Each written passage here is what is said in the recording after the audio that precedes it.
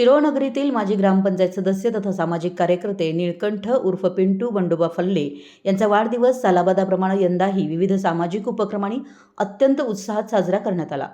वाढदिवसानिमित्त केवळ शुभेच्छांचा कार्यक्रम न करता सामाजिक बांधिलकी जपत विविध समाजोपयोगी उपक्रम राबवण्यात आले। वाढदिवसानिमित्त शिरोळ येथील माळभाग सुतारगल्ली समाज येथे नागरिकांच्या उपयोगासाठी 15 पाण्याच्या जारचं वाटप करण्यात आलं।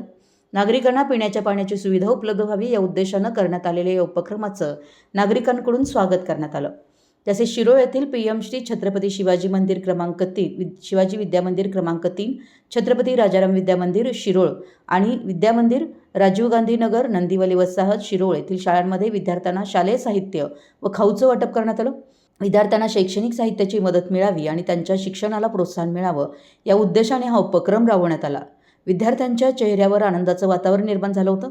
दरम्यान 9 ऑगस्ट क्रांती दिनाच्या निमित्तानं लिंगायत समाजाच्या वतीनं आयोजित करण्यात येणाऱ्या आंदोलनासाठी आंदोलन समितीकडे 11,000 रुपयांची देणगी सुपूर्द करण्यात आली। सामाजिक कार्यासोबतच समाजाच्या विविध उपक्रमांना सहकार्य करण्याची भूमिका फल्ले यांनी यावेळी कायम ठेवली।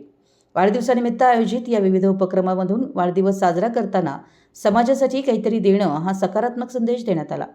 शिक्षण, पिण्याचं पाणी आणि सामाजिक उपक्रमांना हातभार लावत फल्ले यांनी आपला वाढदिवस समाजोपयोगी पद्धतीनं साजरा केला।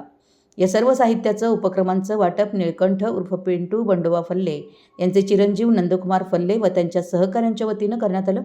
विविध ठिकाणी झालेल्या या उपक्रमांना नागरिक, विद्यार्थी, शिक्षक तसेच समाज बांधवांचा उत्स्फूर्त प्रतिसाद मिळाला।